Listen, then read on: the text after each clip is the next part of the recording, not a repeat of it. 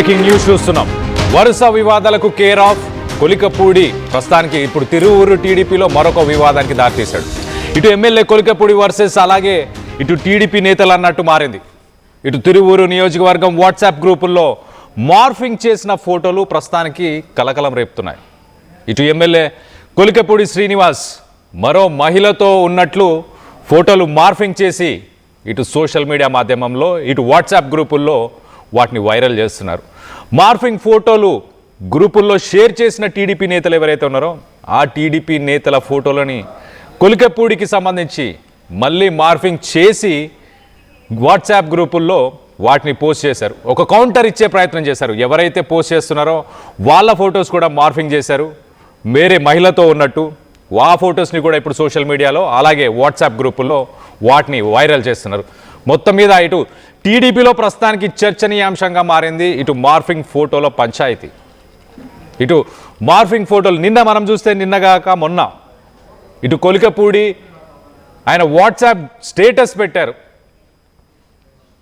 పలానా వ్యక్తి ఇటు పేకాటకు సంబంధించిన రాయల సుబ్బారావు, పేకాట రాయల్గా ఒక గెస్ట్ హౌస్ని పెట్టావా, దానికి ఒక ఆఫీస్ ఓపెన్ చేసావా, నువ్వు గ్రేటు, నువ్వు రాయలు అంటూ ఇలాంటి కొన్ని పోస్టులని వాట్సాప్ స్టేటస్లో పెట్టి వైరల్ అయ్యారు.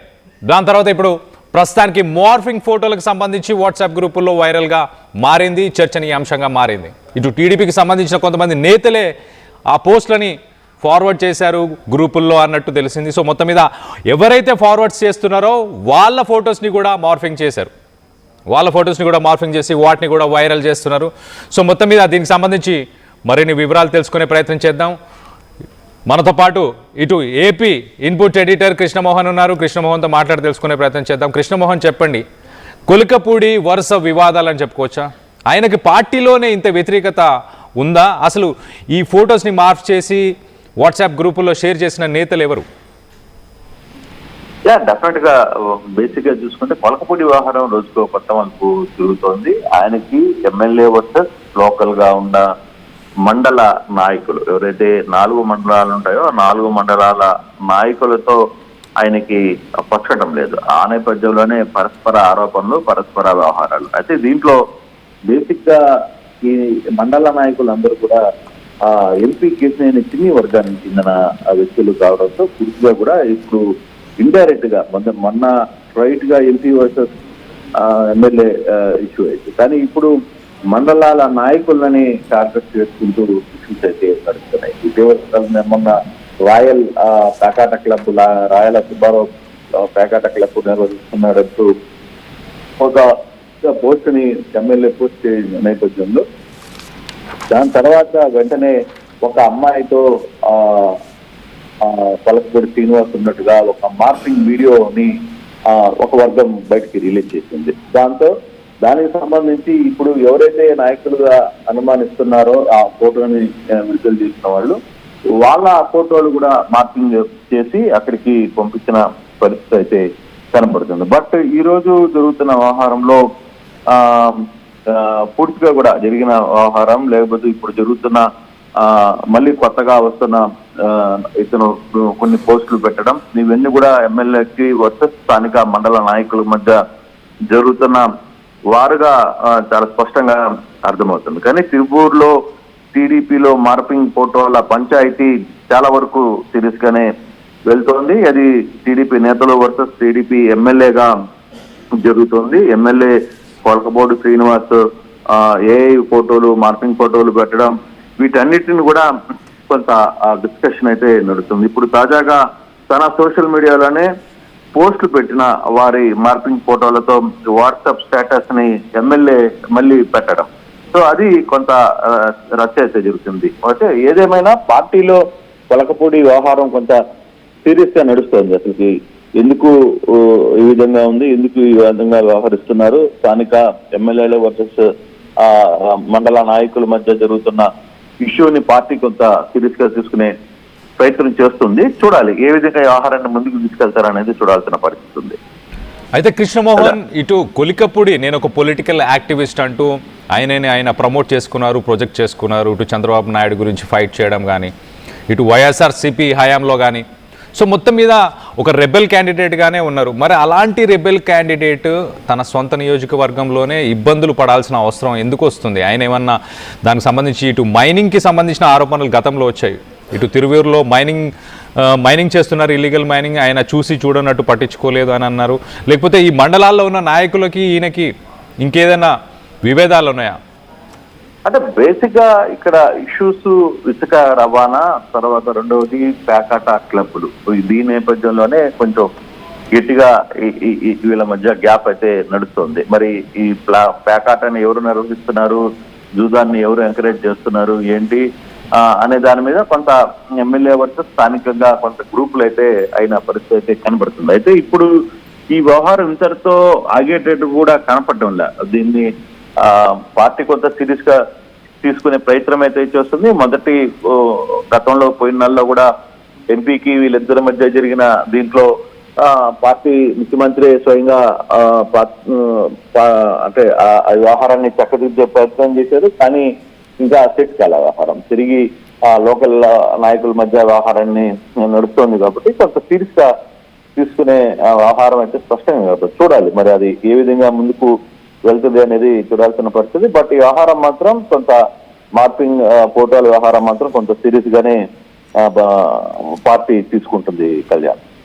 Right Krishnamohan, thanks for the latest update. ఇటు కొలికపూడి ఒక ప్రామినెంట్ తెలుగుదేశంకి సంబంధించిన ఒక ఎమ్మెల్యే అని చెప్పుకోవచ్చు. తిరువూరు నుంచి 2021లో ఒక కాంట్రవర్సీ, ఒక టీవీకి సంబంధించిన ఏబిఎన్ ఆంధ్రజ్యోతికి సంబంధించిన ఒక లైవ్ డిబేట్లో ఇటు బీజేపీ నాయకుడిని ఆయన చెప్పులతోని కొట్టి అక్కడ నేషనల్ లెవెల్లో ఆయన వైరల్ అయ్యారు.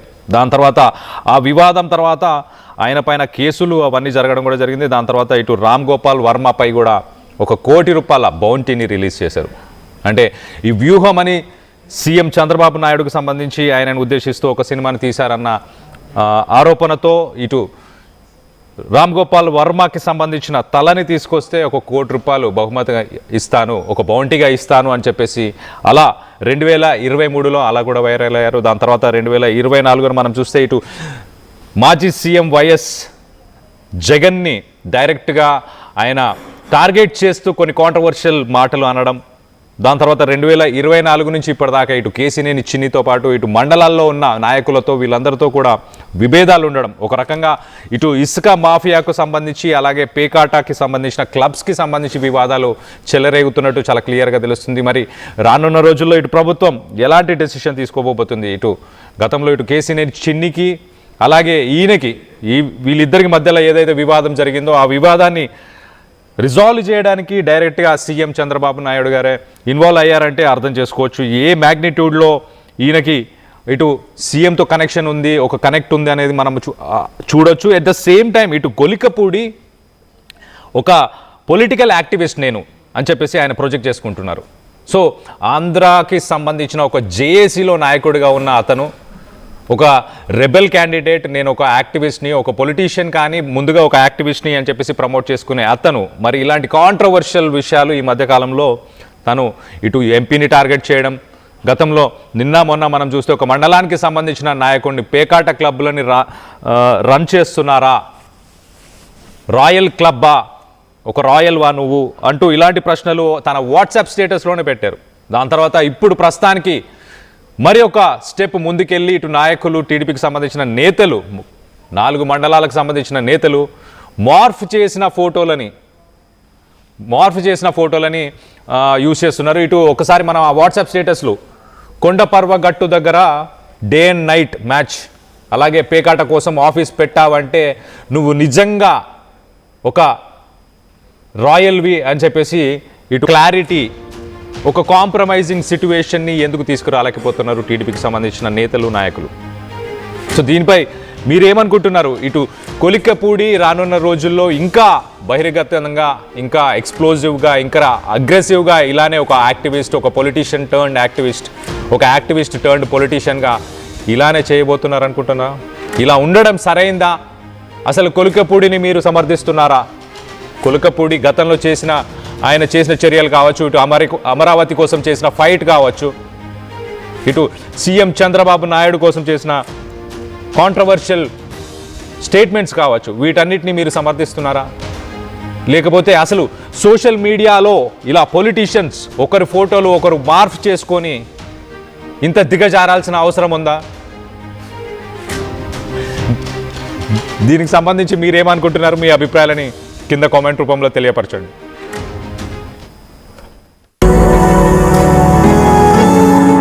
జలుబు, తలనొప్పి, మోకాళ్ల నొప్పులు మరియు నడుము నొప్పి వీటన్నిటికీ ఒక ఆయుర్వేద ఉపశమనం శాస్త్రీ బామ్. ఒకప్పుడు హైటెక్ సిటీ దగ్గర తక్కువ ధరలో ప్లాట్లు కొనుక్కుని బాగుపడ్డారు.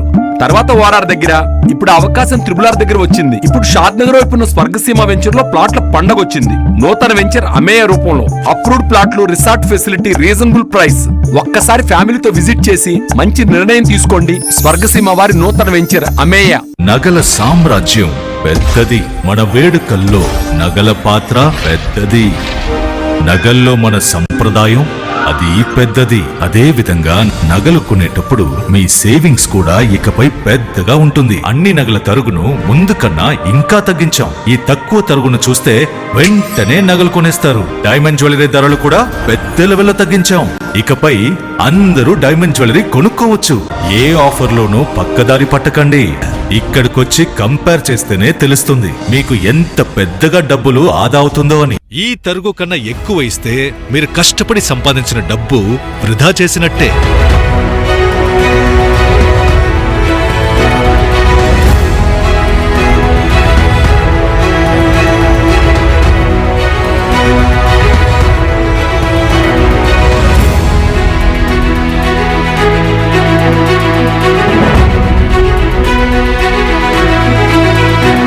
లలితాలో నగలు కొనండి, ఎక్కువ డబ్బులు ఆదా చేయండి.